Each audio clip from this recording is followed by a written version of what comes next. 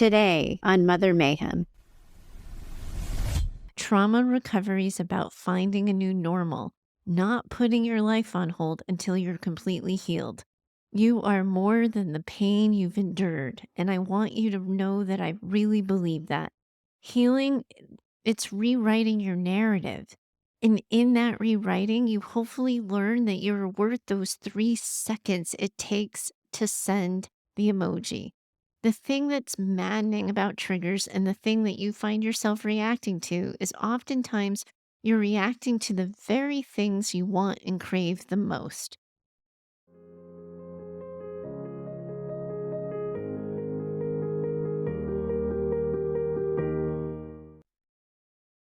Hi, it's Heather. Welcome back to Mother Mayhem, the Narcissistic Abuse Recovery Podcast for Daughters. I'm so glad you're here. Today, we're going to be talking about a really sensitive topic that is a critical component for healing when it comes to narcissistic abuse recovery.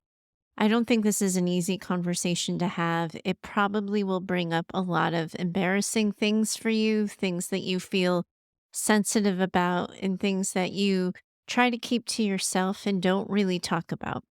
We're talking about triggers, the way we respond to things in our regular everyday life that happen as a result of what we've been through. Now, here's the thing. One of the major components of trauma recovery is learning to manage your response to triggers. And most people are seeking treatment because the way they respond to their pain and trauma just isn't working for them anymore. And your way of moving through the world is no longer working for you. In today's conversation, I really want to help you get a handle on all of this. I want to help you by offering ways of understanding and responding to the common triggers that you're likely managing and encountering on a regular basis. But we have to be really honest with one another. This is an episode about triggers intended for people who experience triggers. The potential that you will find yourself triggered by this at some point is really real and it exists. So I first want to remind you that I trust you to know your own limits and to know if this is an episode that you think you can handle. It might not be the right time for this episode in your life. It might not be the right day. It might not be the right time of day. And that's okay. You know what you can handle, and you know all of the other balls that you're managing that are in the air and that you're juggling right now on top of listening to this episode. So I want you to trust yourself, and I want you to trust yourself to know whether or not this is an episode you're ready for and whether or not this is the time for it. Also, remember too that even if you do choose to listen, you can stop listening at absolutely any point. You can pause the conversation, you can slow it down for yourself, you can listen to it in smaller chunks, and you can always stop and work on some of the grounding techniques. I have a worksheet for those that you can try, and I'm going to include a link for them in the show notes. But again, just as a reminder, grounding is anything that connects you to the 5 senses. So you can calm yourself down when you start to feel dysregulated by tuning into things that you might be able to see, things that you hear, things you can touch, feel, taste, or smell. So just give yourself a minute here and check in with yourself. Take that deep breath and make sure you're in the mental space that's strong enough to talk about some of the really hard things you might be dealing with. This is a really sensitive topic for a lot of you. But first, before we get into how to manage it and what to do about it, we have to tackle the word trigger. Honestly, the word trigger can cause a pretty strong reaction in me if I'm being truthful. I hate the word. If I had my way, I'd call them reactions. Here's the thing, and this is how I think about triggers. You see, I moved to California from the East Coast at the end of 2017. And sometime in our first spring here, I came to notice how my skin got itchy at night, right around 6 p.m. It was totally weird. I would take a Claritin and it would settle pretty quickly, but then the itching would start on my arms. If I ignored it, I would start to feel itchy in my feet, and then I'd feel itchy in my chest. I never got the whole itchy, watery eyes thing. I never got the cough, and I didn't have a problem during the day. only at night. Apparently, nighttime allergies are a thing. So, not everyone's skin gets itchy. Not everyone responds to spring in California with itchy skin, but I do. My skin has an itchy reaction to California. Why? Maybe because I have a predisposition to eczema, but it doesn't really matter. It also doesn't matter that not a lot of people react to the weather like I do. What matters is that I have a reaction and that my skin needs a response. Judging myself for this reaction, feeling ashamed or embarrassed, or ignoring the itch because I think it's weird that my skin itches at night, it's not going to help anything. My skin itches at night, and as a result, it needs certain things. Meeting that need is non negotiable. Otherwise, the problem gets worse and a rash develops. My skin reacts, period, beginning, middle, and end. And it's that reaction that needs attention. And the reaction and its impact is lessened when I take care of it sooner rather than later. That's how I view triggers. You're having a reaction to something, and your reaction is real, even if no one else is having the same reaction, and that reaction deserves your attention, lest it get any worse. Triggers can be really anything that creates physical, emotional, or psychological reactions in you. Triggers might be pings of bad memories of past events or situations that create feelings you felt before. For you listening, it might be the things you felt with your mom growing up or things you feel today when you're in a relationship with her. These might be the things that cause feelings of stress or fear or anxiety, and you might find or experience triggers in situations, in words, in actions, or even in sensory memories, or in the painful memories of your abusive and neglectful relationship with your mom. Unfortunately, we know that a lot of daughters of narcissists also end up in other painful relationships in their lives, not just the one you had with your mom. These aren't going to be easy things to talk about. And as I said, a conversation about triggers can be particularly triggering. I'm bringing this up not to torture you, not to make you crawl out of your skin, but so that you can learn to manage your emotional responses more effectively. So you can learn that you have control over your emotional responses. I want you to understand why you're reacting the way you're reacting. I want you to show validation and understanding and compassion for your own reactions, but I also want you to feel more in control of them. If we don't learn about and talk about your triggers, trauma brain shows up and it runs the show. Trauma brain's my unofficial name for when your brain wires you for protection. It scans your environment for risks or threats to your safety. Triggers kick in trauma brain to take over, and oftentimes that can lead to these disproportionate reactions that lead you feeling out of control of your body, your thoughts, and your feelings. And we want to get you back in control. We want you back in the driver's seat of your own life and in your own car. That's why we're here. So, another psychobabble word we hear a lot and we come across a lot in the trauma recovery space and the narcissistic abuse recovery space is the word rupture.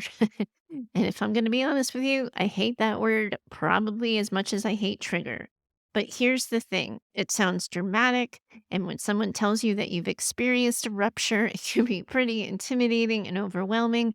However, that word rupture is a word that's often used in trauma recovery and narcissistic abuse recovery. You're going to see it in social media, somebody having a rupture. You're going to see it in the self help books. You're going to see it in the YouTube videos around discussions of trauma recovery and narcissistic abuse recovery. And I want you to know that we're all talking about the same thing here. But I do want you to have your own understanding and self compassion for what you're holding and what you're managing. When we're talking about the word rupture, when we say you've experienced a rupture, what we're saying is that you have experienced a break in your own sense of psychological safety and well being. You're not comfortable. You don't feel quite right. It doesn't feel good in your skin. It creates this sense of physical and emotional dysregulation, and we want to treat it, at least at the beginning, as your true perspective. Treating this as your true perspective Now, this is where it gets tricky and sticky because if someone you care about, for example, let's walk through a real life example I hear about all the time. If someone you care about gets busy with work and they're like up against a deadline or something, they might not respond to one of your texts, but that non response to your text might be the trigger for you. It's the behavior that causes a reaction. Someone not texting you back creates that reaction, that dysregulation, that rupture in your sense of well being, in your sense of feeling calm, in your sense of feeling connected to yourself. That reaction is where the rupture happens to your sense of well being. You might feel anxious, you might get nervous or scared. You might start scanning the situation for proof positive that you're about to be abandoned or that the person is leaving you. And you might start to worry that something's wrong with you. And you might go from 0 to 60 that quickly, especially if you're just at the beginning of trauma recovery, because you're just starting to understand yourself and you're just starting to figure out all of this. So you might feel like something's wrong with you, that you're going crazy because you're having this intense, crazy reaction simply because it's been 3 hours since someone you care about has texted you back. Now, in reality, there's probably a part of you that intellectually knows this too, that this person is likely not abandoning you. They may not, in fact, be abandoning you. They may not have forgotten about you at all, and they might love you just as much as they did the last time they saw you. But your reaction, that like racing hearts, the racing intrusive thoughts, the perseverating, that's real. And even if they're not an accurate read on the situation, you do have to pay attention because narcissistic abuse recovery work is trauma work. And this is what is involved in trauma recovery work. It's important and critical and crucial that you notice these reactions. And instead of judging them or blaming them or shaming yourself for having them, we want to help you get curious about them. We want to learn what they're there to tell you about yourself and teach you about yourself. We want you noticing the feelings and those physical sensations in your body. We want you to notice and start to get comfortable with the energy that's getting created. We want you to pay attention to the thoughts in your head and get curious about them. What are you thinking? And what are you feeling? You might be having this reaction and now you're feeling dysregulated. You're not feeling as calm or as centered as you were before this happened. Once you can get clear on what it is you're reacting to, that's when you can tell yourself out loud, someone I care about hasn't responded to my message. It's making me feel anxious, sad, or scared. But that's my trauma brain talking. My trauma brain is more wired for protection than it is for connection. So my trauma brain is trying to protect me from rejection by responding to the first thing that looks like abandonment. But that might not be what this thing is. I know, guys, that this sounds hokey and it sounds forced and fake, but you are just learning how to talk back to that inner critic in your head. You are just learning how to get control over all of this. So some of this is going to sound formulaic. Some of it is going to be forced and hokey, but you're just going to have to trust me that when you start to do this process on repeat, talking to yourself and calming yourself down and reassuring yourself that you are safe and you're not going to be abandoned, then you will find that your body regulates faster, your thoughts calm faster, and you're more in control of this entire thing. Talking yourself through it and seeing the feeling through it might be all you need to do. We often just get stuck because we don't see our feelings through and instead we just shove them down. But when we shove them down and tell ourselves we're crazy or there's no reason we should be doing this or we don't want to seem high maintenance or too needy, those negative stories, those fears of abandonment, that thought that we're not worthy of someone's attention, they start to become true. And they, without knowing it and without our permission, become the narrative and the story we tell ourselves about ourselves. But if we can stop and examine these stories we're telling ourselves and look at for real where these things are coming from, we often find that they're quite different from what's actually happening in front of us. Sometimes, though, just telling yourself that it's trauma brain, it's just not going to work. That's when it's really important that you begin to say your truth and your perspective out loud. And as a trauma survivor, you might be used to telling yourself, she didn't mean it. I'm sure she's just busy. He didn't mean it. He was just busy, or something like that. But again, without verification, your trauma brain is likely to attach itself to the negative story, to the abandonment story, the story that tells you that you're being left. Now, in our fourth episode together about relationships, I introduced you to this concept of building trauma informed relationships. This means including the people who have earned your trust into your experience and sharing with them how you're feeling and responding. Now, this next part, it's going to make your stomach turn and it's going to make you super nervous. So I just want you to do me a favor here. Just take a deep breath. Calm your body. Remind yourself that you're here to learn. And again, a reminder that you here are in control of the pacing. You can stop at any time. You can say where, you can say when, and you can say not now.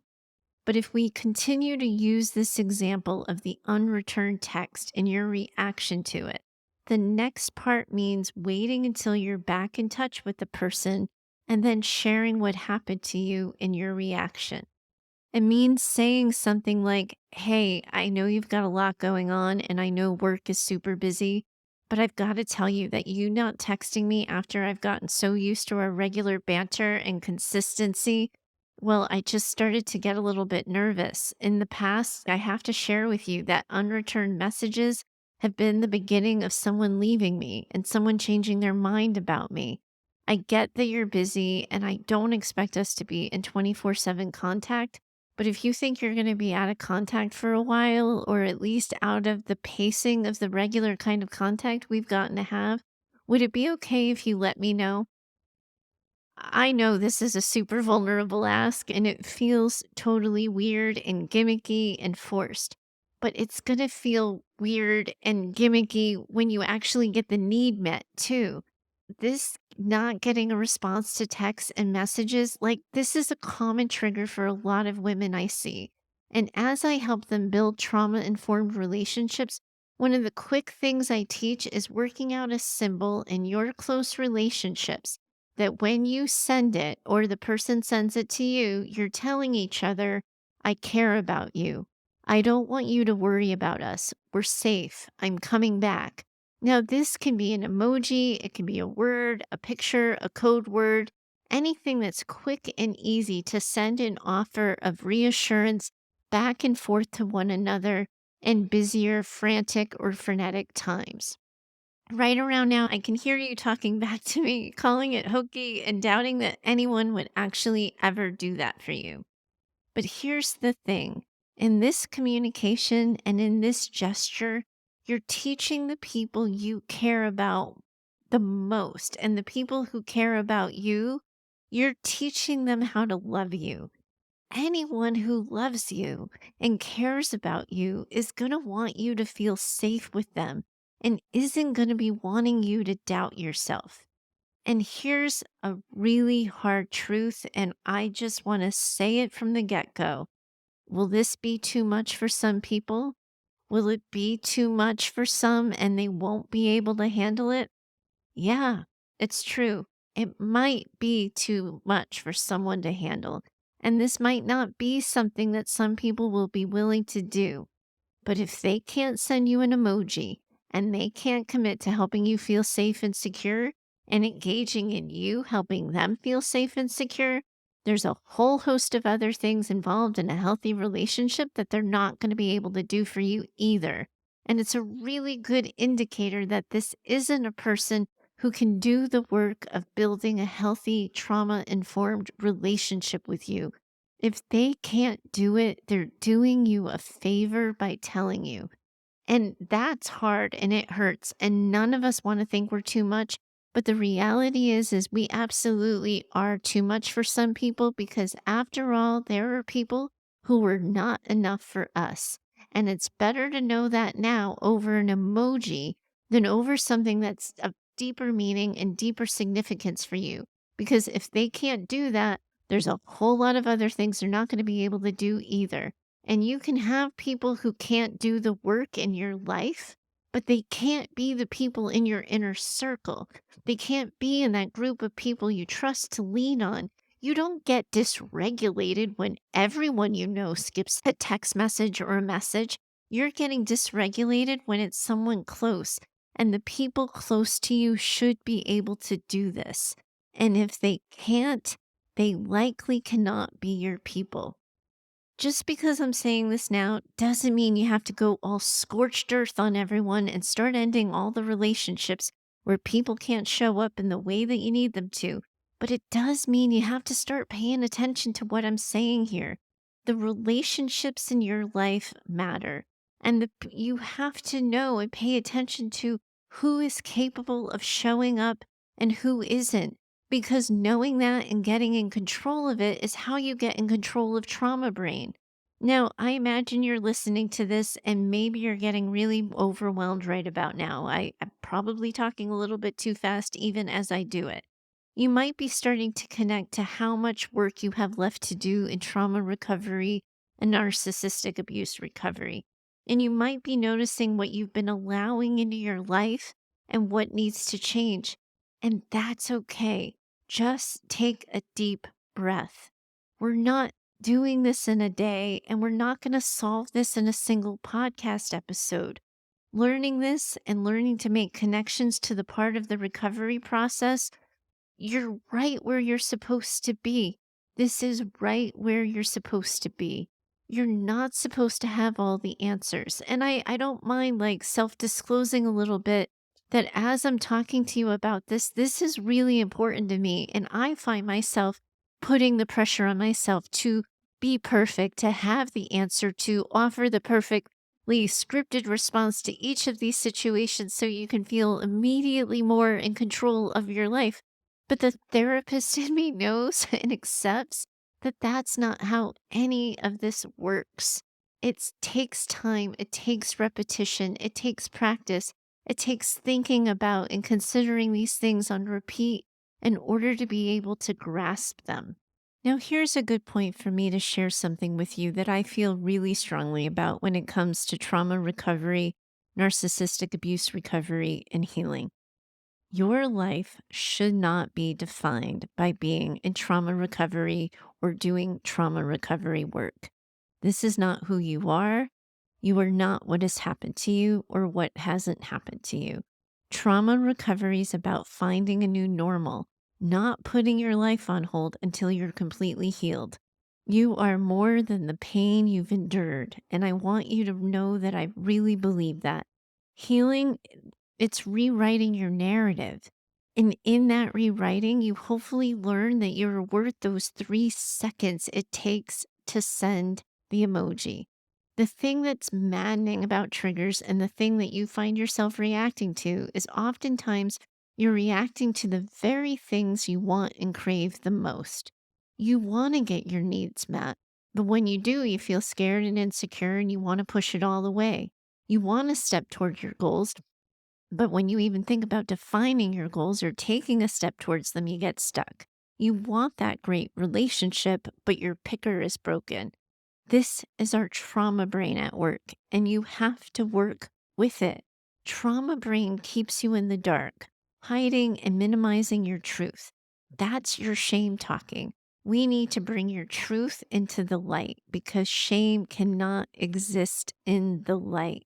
I learned that through Brene Brown's research a million years ago, and it feels so powerful for me to share that with you today. And it's a really good reminder for you as you navigate all of this.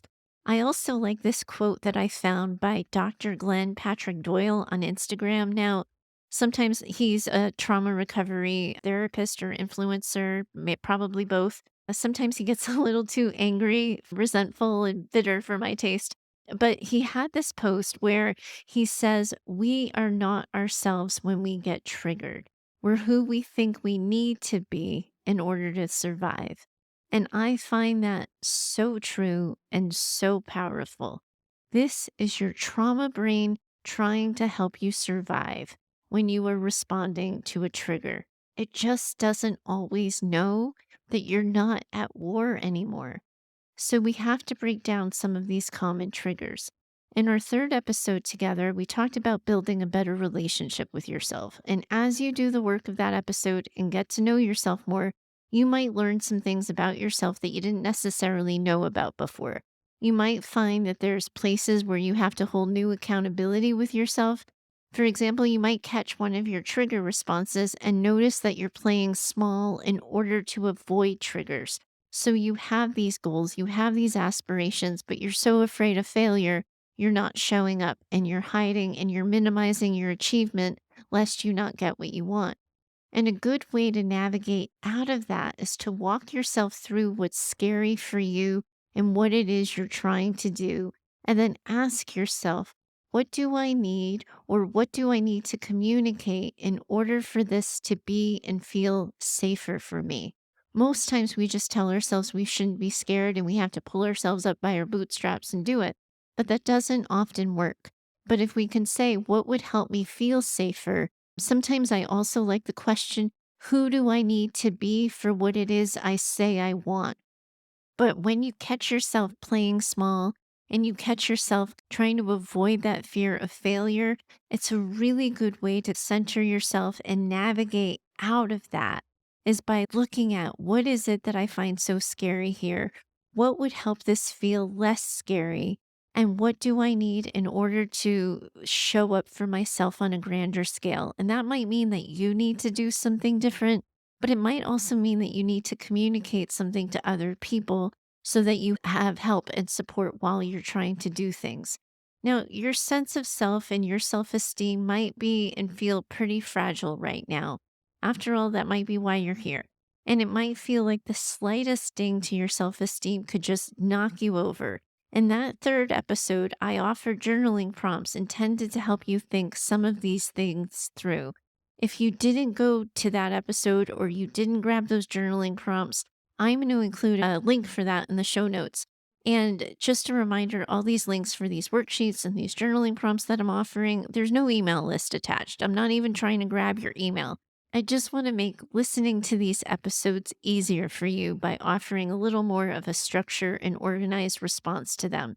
Because I do know that I tend to talk a lot and get wordy, and I don't want you guys ending up in the weeds just because I'm a little too verbose. Coming to understand and accept yourself is the core process of narcissistic abuse recovery work. And as you go through it and you reintroduce yourself to yourself, you might find yourself more cautious, guarded, and sensitive to criticism. It's a good idea for these instances that you remind yourself that all of this is new for you. You haven't gotten your reps in, so to speak. You haven't practiced. So, of course, all of this feels vulnerable and new and wildly unfamiliar. Validate those feelings for yourself while also recognizing that those feelings aren't a reason to quit. Instead, ask yourself, who has earned your vulnerability? Who are you willing to do that work for? What do you care about? What are you willing to do the work for? Now, in encouraging you to check in with yourself and show up for yourself, it might feel like I'm asking you to strip down naked in the middle of Times Square and say, here I am, world, look at me, take your best shot. But that's not what I'm doing. I'm asking you to think about who and what you're willing to show up for and work towards showing up for that. I'm asking you that you think about baby steps, not climbing the mountain in a single day.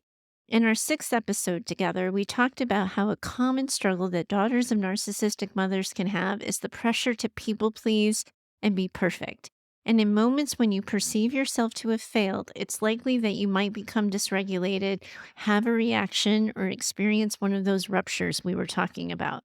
Failing or making a mistake can be really triggering for a lot of you. And what's good here is that there aren't different steps for different triggers.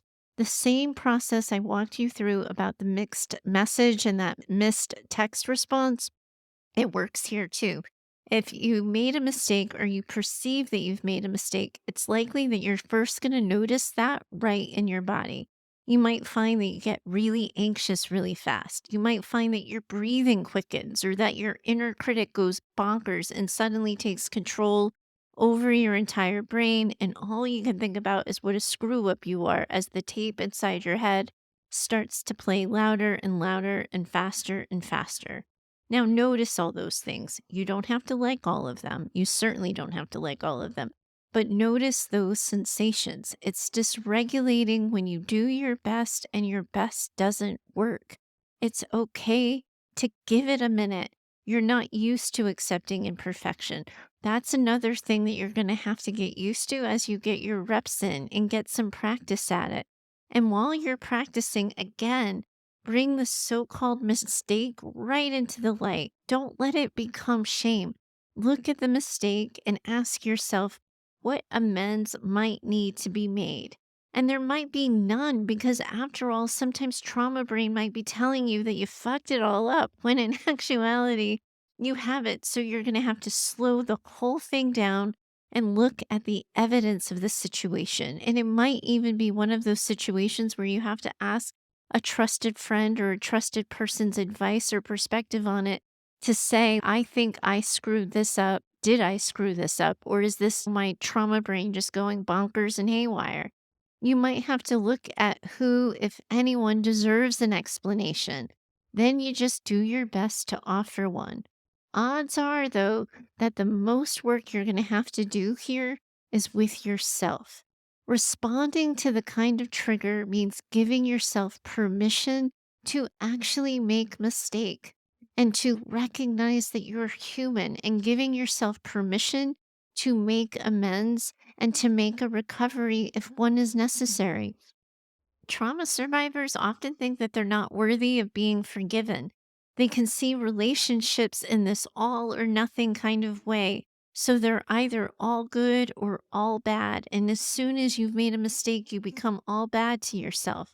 But you're not all good and you're not all bad and you're not all one mistake. And there's a part of you that knows this. You know this to be true for other people. And if it's true for other people, it's true for you too.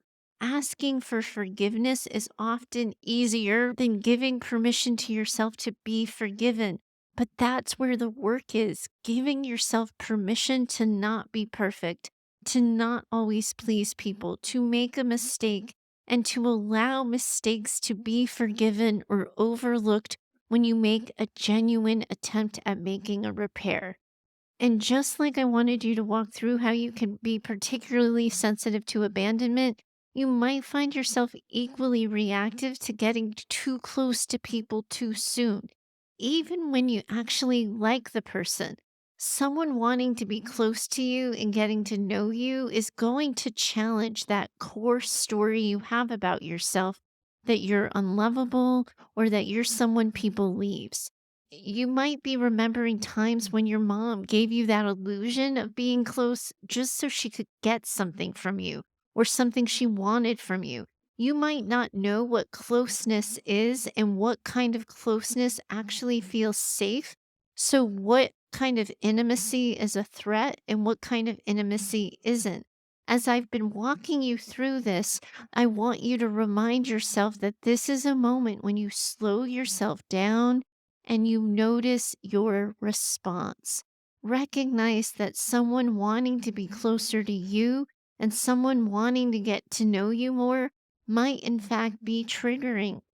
It might create that reaction, and it's okay.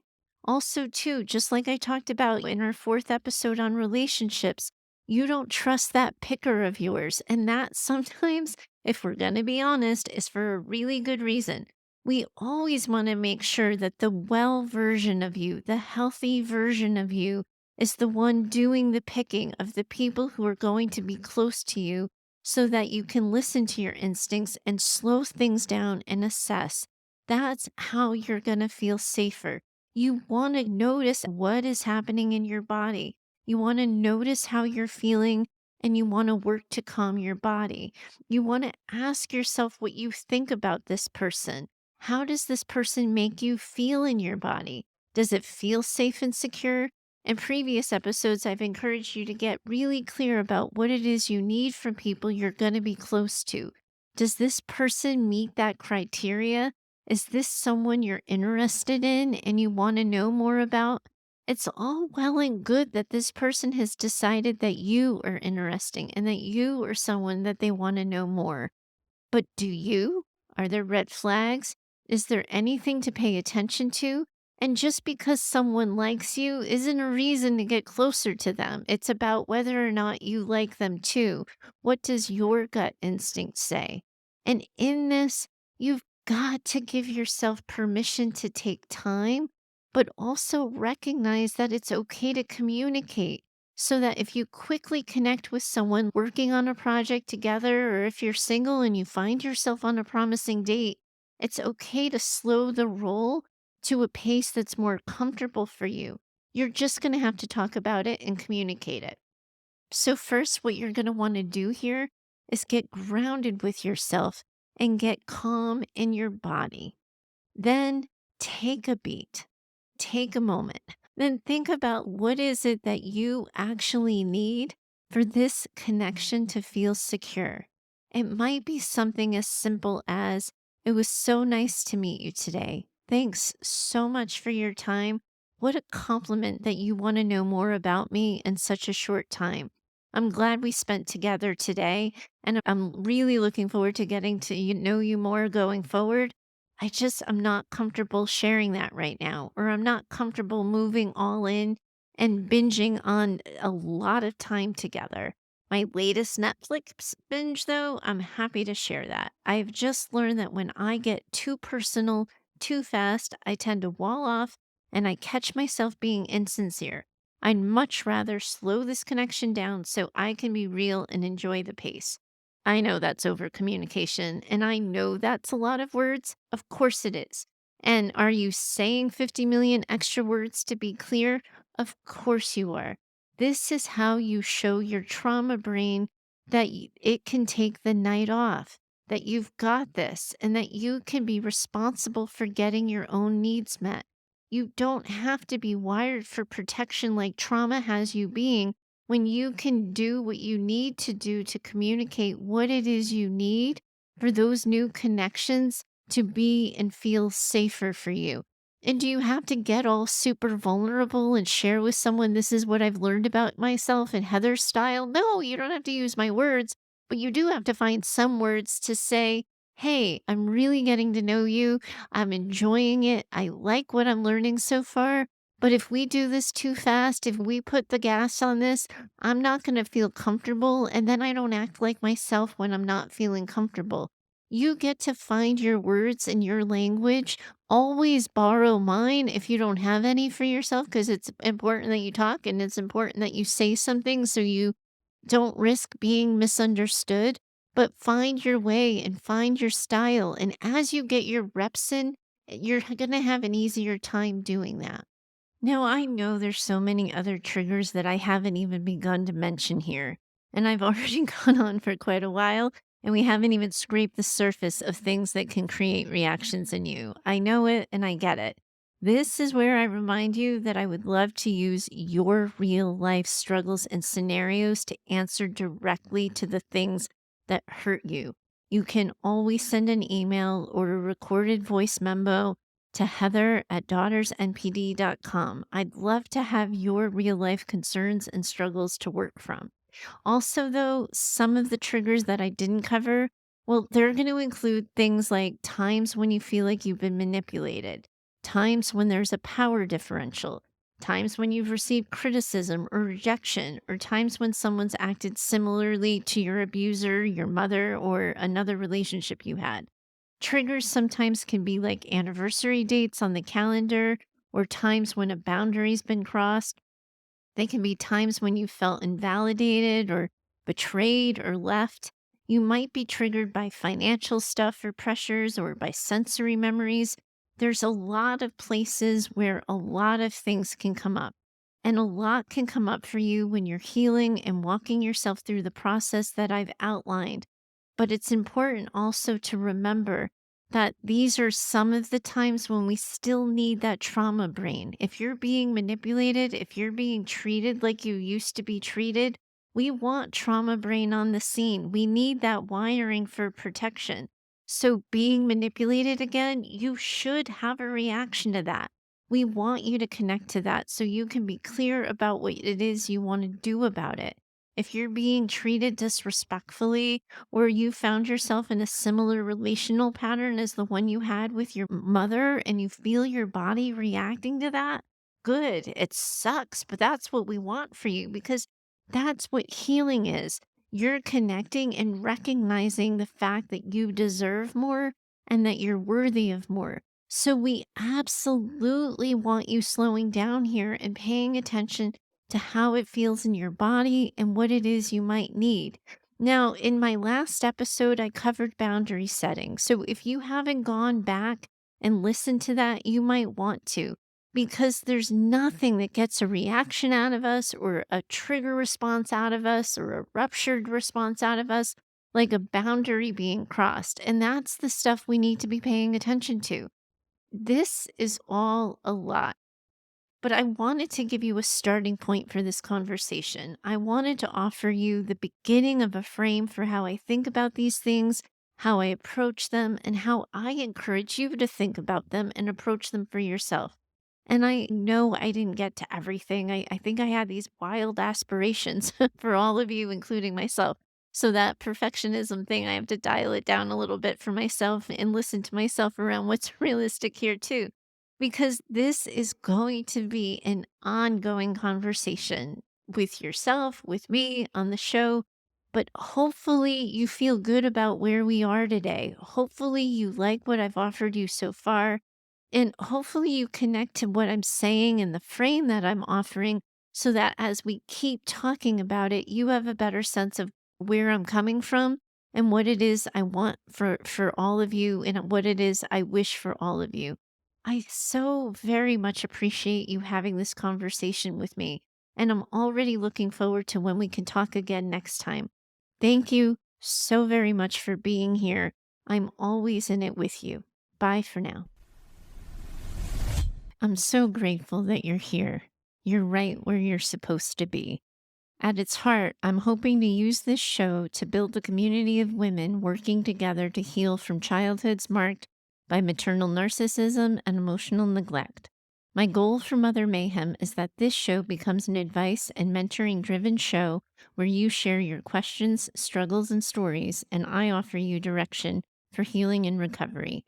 That can't happen without your contributions. I invite you to send a recorded voice memo or write in an email with your questions and things you're struggling with. You can always find me over at heather@daughtersnpd.com. To connect further, I invite you to find me over at Instagram and occasionally on TikTok at DaughtersNPD. If you know another woman who needs this conversation in her life, I'm going to ask that you share the show with her. You can help me get the word out with your reviews and social shares of the show, and I hope you'll consider doing so. Special thanks to Heather Clark for editing this show. She's in my head and knows what I meant to say when the words come out backwards. Thanks for your time today. I'm always in it with you. Bye for now.